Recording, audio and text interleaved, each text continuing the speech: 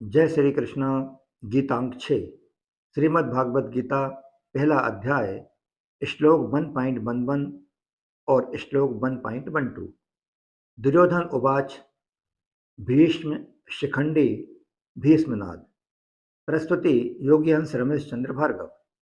प्रिय धर्म प्रेमियों, गुरु द्रोणाचार्य के सामने इतनी देर तक निरंतर अकेले ही बोलने और उभय पक्ष की सामर्थ्य को तोलने के बाद भी जब गुरु द्रोणाचार्य मौन रहे, तब युद्ध तत्पर दुर्योधन ने अपना ध्यान भीष्म जी की ओर केंद्रित किया तथा उसने अपने मन की सघन निराशा के मेघखंडों को भेद कर भीष्म जी को खुश करने के लिए कौरव सेना को आदेश देना प्रारंभ किया।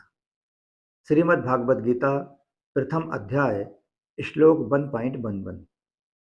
अयनेषु च सर्वेषु यथाभागमवस्थिताः भीष्ममेवाभिरक्षन्तु भवन्तः सर्व एभिः।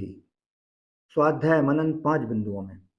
पॉइंट नंबर 1, दुर्योधन संपूर्ण कौरव सेना को आदेश देता है कि सभी योद्धाओं एवं नायकों की जिन जिन मोर्चों पर नियुक्ति कर दी गई है, आप सब उन्हीं मोर्चों पर दृढ़ता से स्थित रहते हुए हर प्रकार से भीष्म जी की रक्षा करें। पॉइंट नंबर 2, दुर्योधन द्वारा ऐसा कहने के पीछे दो प्रमुख कारण हैं। पहला कारण यह है कि दुर्योधन भीष्म जी को भीतर से अपने पक्ष में लाना चाहता है, और दूसरा कारण यह है कि जब भीष्म जी युद्ध करें तब किसी भी व्यूह द्वार से शिखंडी उनके सामने न आ जाए। पॉइंट नंबर 3, अगर शिखंडी उनके सामने आ जाएगा तो भीष्म जी उस पर शस्त्रास्त्र नहीं चलाएंगे, क्योंकि भीष्म जी ने स्त्री या स्त्री तुल्य पुरुष के सामने किसी भी प्रकार के शस्त्रास्त्र न चलाने की प्रतिज्ञा कर रखी है।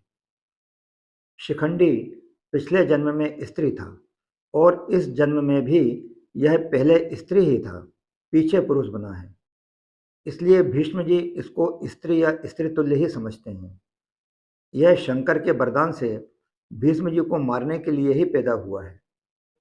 पॉइंट नंबर 4, अतः दुर्योधन अपनी सेना को आह्वान करता है कि युद्ध के दौरान अगर हम शिखंडी को भीष्म जी के सामने आने से रोकने में सफल हो गए तो फिर भीष्म जी के सामने चाहे कितनी ही विशाल सेना क्यों न हो, वे सभी को खत्म कर डालेंगे और फिर निश्चित ही हमारी विजय होगी। इस बात को लेकर दुर्योधन सभी महारथियों से भीष्म जी की रक्षा करने के लिए कह रहा है।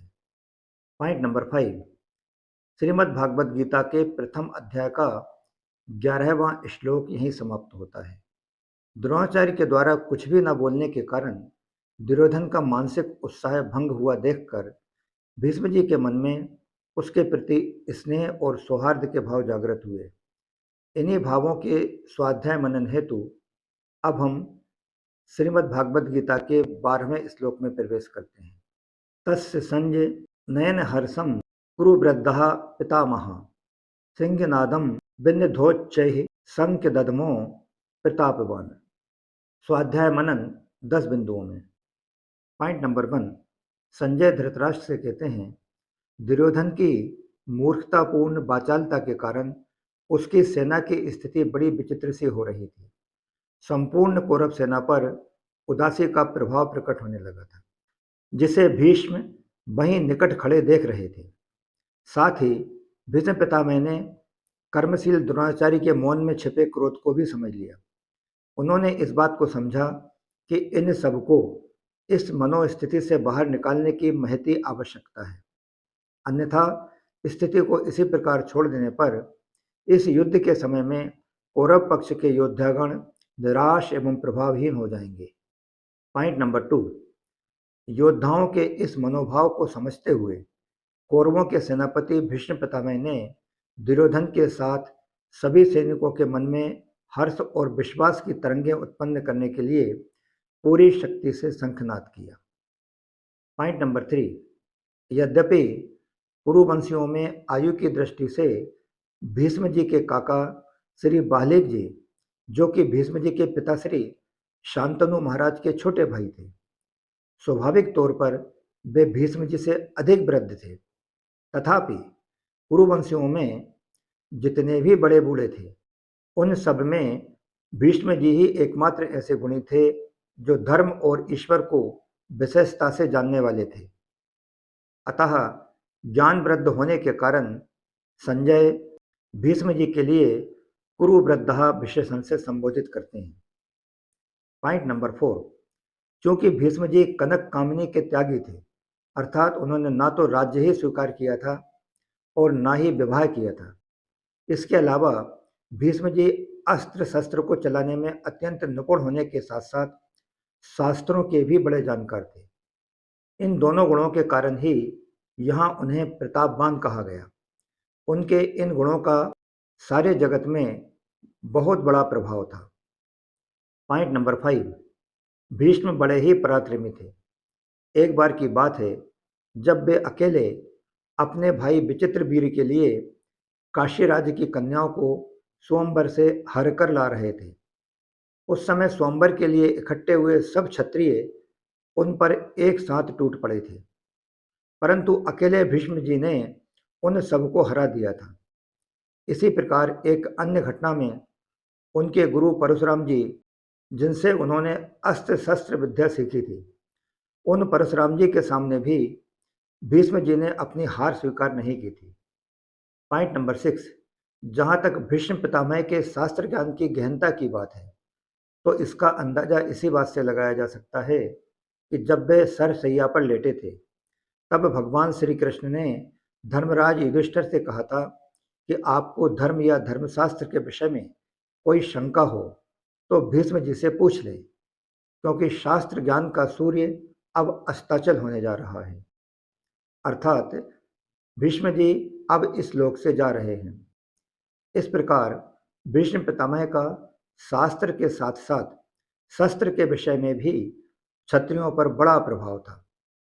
पॉइंट नंबर 7, दुर्योधन के द्वारा चालाकी से कही गई बातों का द्रोणाचार्य ने कोई उत्तर नहीं दिया। उन्होंने यही समझा कि दुर्योधन चालाकी से उनको ठगना चाहता है, इसलिए वे चुप ही रहे।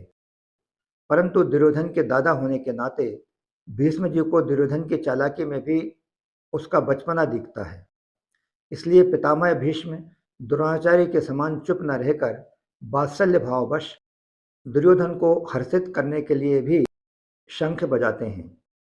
पॉइंट नंबर 8, जिस प्रकार सिंह द्वारा गर्जना करने पर हाथी आदि बड़े बड़े पशु भी भयभीत हो जाते हैं, ठीक उसी तरह भीष्म जी ने जोरदार शंख वादन किया ताकि उस गर्जन से सभी ओर भयावहता छा जाए और दुर्योधन प्रसन्न हो जाए। पॉइंट नंबर 9, यद्यपि भीष्माचार्य का यह शंखनाद दुर्योधन के प्रति करुणा से प्रेरित था, तथापि उसका अर्थ युद्धारंभ की घोषणा करने वाला सिद्ध हुआ। इस प्रकार उनके इसी सिंहनाद के साथ महाभारत के युद्ध का प्रारंभ हुआ और इतिहास की दृष्टि से कौरव ही आक्रमणकारी सिद्ध हुए। लास्ट वन, पॉइंट नंबर 10, प्रथम अध्याय के 12वें श्लोक के साथ ही श्रीमद् भागवत गीता प्रथम अध्याय गीतांक 6 यहीं समाप्त होता है। अगले अंक यानी गीतांक 7 में हम पितामह भीष्म के शंखवादन से होने वाले परिणाम के बारे में जानेंगे। जय श्री कृष्णा। योगी अंश रमेश चंद्र भार्गव।